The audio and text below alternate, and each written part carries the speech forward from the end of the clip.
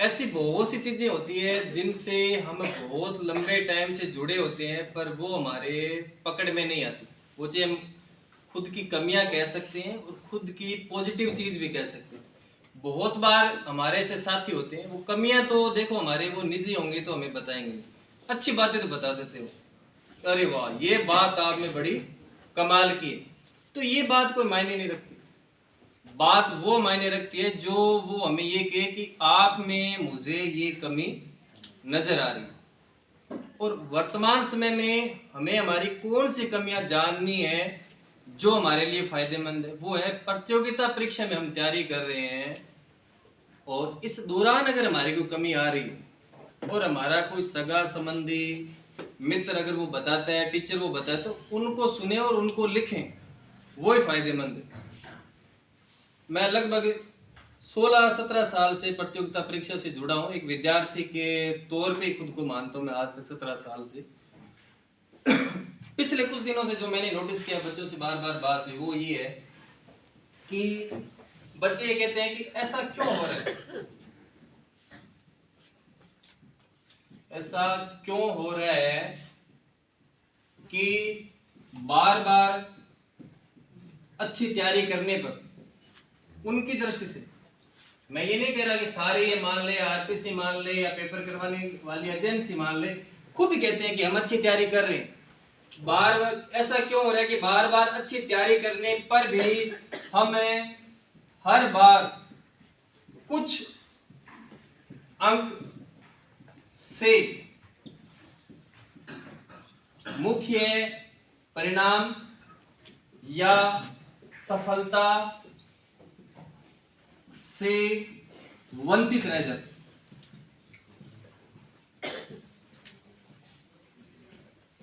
हर विद्यार्थी के मन में एक ही बात आती है घूम के, कोई स्टूडेंट ऐसा नहीं होगा जो ये नहीं कहता कि मेरी तैयारी में कोई कमी है। हर बार वो ये कहते हैं कि मैं हर बार बहुत अच्छी तैयारी कर रहा हूँ, मेरी तैयारी में मुझे कहीं कमी नहीं लगी। फिर भी अक्सर ये होता है कि मैं कुछ एक नंबरों से परीक्षा से वंचित रह जाता हूँ। मेरा ये मानना है, जैसे कि स्कूल लेक्चरर में सबसे ज्यादा मैंने जो काम किया है वो स्कूल लेक्चरर पे। स्कूल लेक्चरर का जो कंप्लीट आपका पेपर जो रहता है वो रहता है 225 प्रश्नों को। मैं प्रश्नों को लेके चलता हूँ, अंक को नहीं। 225 आपकी तृतीय श्रेणी परीक्षा होनी है, वो होनी है ये 150%। अब कोई विद्यार्थी मेरे पास में आए, ये विद्यार्थी आ गया मेरे पास में, मान लो कि 225 में वर्तमान समय में अगर किसी विद्यार्थी के, ये हम मान के चलें कि 130% बन रहे हैं या किसी विद्यार्थी के 125 बन रहे हैं, दो विद्यार्थी फर्स्ट और सेकंड। फर्स्ट के तो 125 जो है परसेंट सही हो रहे हैं और सेकंड के 130% सही हो रहे हैं। किस में से हो रहे हैं? 225 में। अंतर इसमें से ये भी काफी रह रहे और ये भी काफी रह रहे, दोनों में अंतर है सिर्फ अपने देखें तो 5% का ही रह रहे। 225 प्रश्नों में किसी विद्यार्थी के 5% का अंतर है। क्या हम उनके पढ़ने के तरीके, आईक्यू लेवल, नॉलेज को डिफाइन कर पाएंगे? मेरा मानना है कि नहीं। हो सकता है ये विद्यार्थी उस विषय में इससे भी आगे हो सकता है इस विद्यार्थी की मेहनत 2 साल की है और इस विद्यार्थी की मेहनत 8 माह की है। बहुत से विद्यार्थी इस वेरिएंस को देख के डिमोरलाइज हो जाते हैं। मैं हमेशा कभी भी किसी से बात करता हूँ, मैं ये पूछता हूँ, मुझे आप नंबरों के खेल में मत लेके जाए, आप मुझे ये बता दें कि आप कितने % है मेरिट से पीछे रह रहे। जब उनका जवाब निकल के ये आता है तो मैं ये कहता हूँ ऐसे करो, आप देखो कि स्कूल लेक्चरर में मैं विषय खंड, जैसे हिस्ट्री की अगर बात करूँ तो 5 तो विषय खंड के पार्ट मानता हूँ और फर्स्ट पेपर के लगभग 9 पार्ट मानता हूँ। 5 और 9 कितने हो गए? 14 हो गए। एक में 1% गलत होने की संभावना स्वाभाविक सी बात है, आता हुआ गलत हो जाए तो भी 14% गलत होता है। 14 गलत होते तो वो आंकड़ा 20 पे जाता है, पर आप तो 5 पे ही हो। तो कभी भी ऐसी स्थिति हमारे सामने पहले ऐसी स्थिति से हम गुजरे हैं या हम गुजरे तो कभी खुद को कम ना किया, इस चीज से तुलना नहीं करें। अब ये तो आराम से सो रहा है क्योंकि इसको लग रहा है कि मेरे 260 बन रहे हैं, इसको 250 से बन रहे हैं, तो ये ऐसा है कि शायद मेरा होगा या नहीं होगा। सिर्फ 5 प्रश्नों की वजह से अब ये अंतर क्यों आ गया हो, किस वजह से हो रहा है वो मैं आपको बताऊं।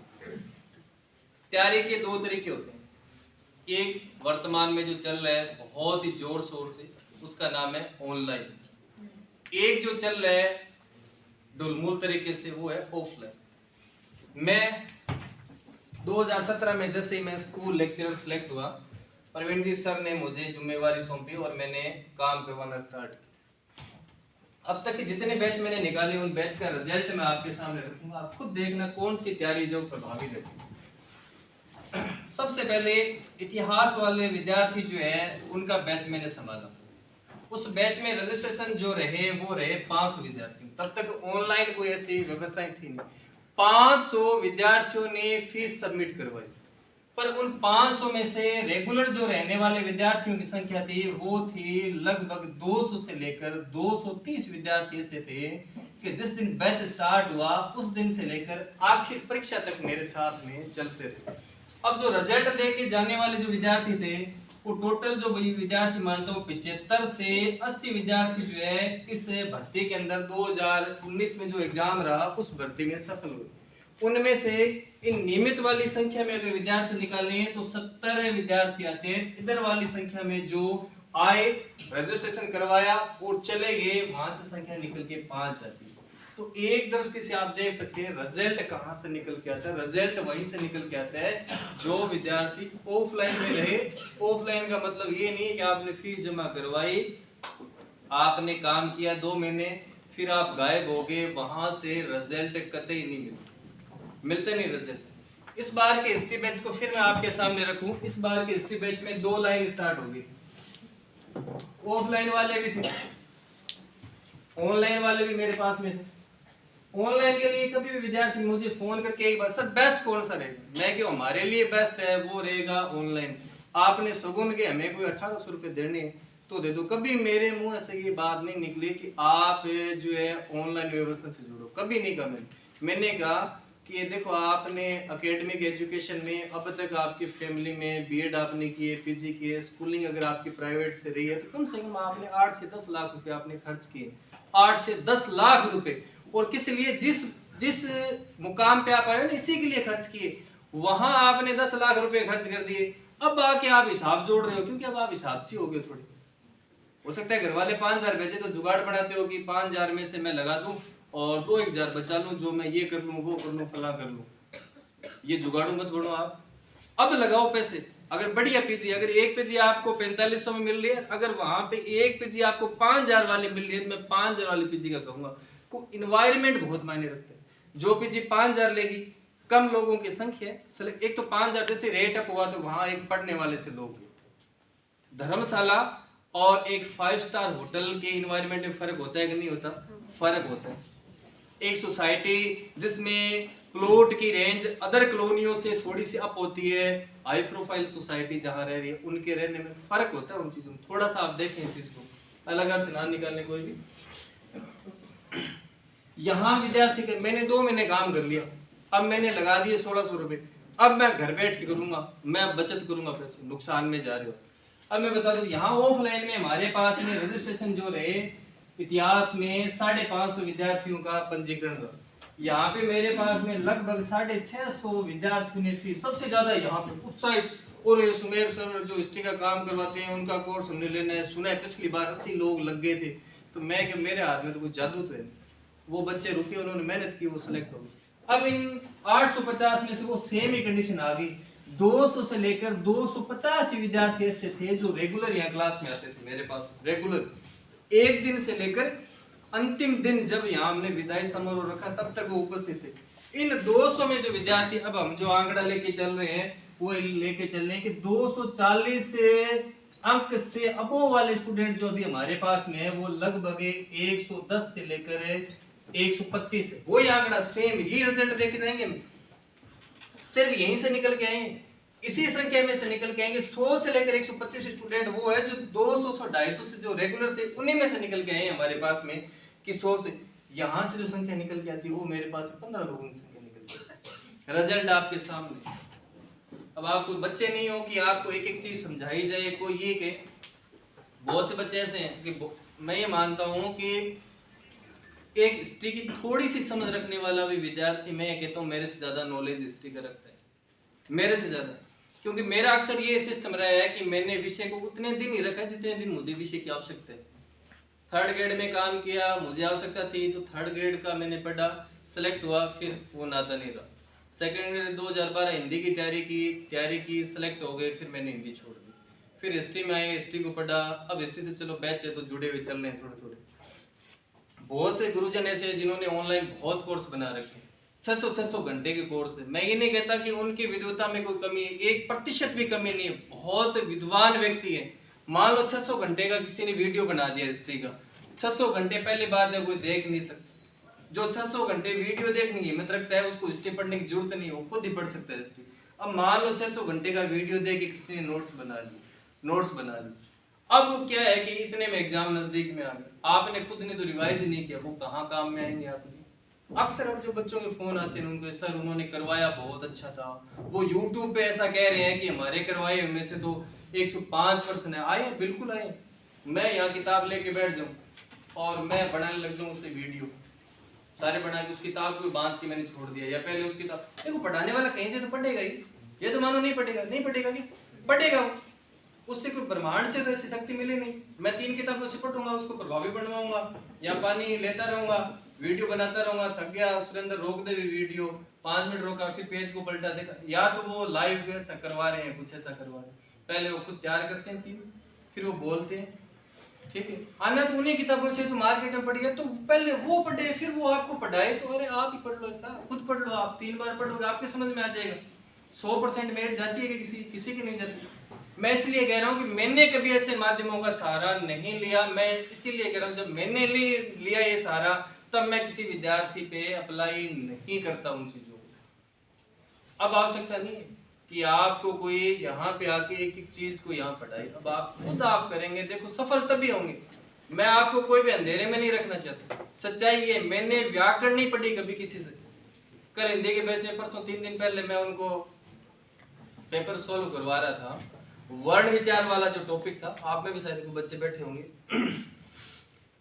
उनसे पूछा कि चलो बताओ आप वर्ण उत्पत्ति बताओ, स घोष ए घोष, तो वो अटक रहे, सर ये तो हमारे क्लियर नहीं है। मैं कि मैंने तैयारी की, मैंने कहीं से क्लियर नहीं की। राघव प्रकाश में नवीन हिंदी व्याकरण में शुरुआत के 2 पेज ऐसे हैं जिन्होंने वर्ण विचार को इतना अच्छे से डिफाइन किया है, कंठ है, ताल है, मूर्ध है, दंत है, औष्ठ है, उष्म, अंतस्थ, ऐसे लिखा है उन्होंने कि अंतस्थ कौन से है, यार अंतस्थ है, तो लिखा हुआ है अपने आप में। स्वर जो है घोष में है, ए घोष में है, एक लाइन में लिख दिया उन्होंने।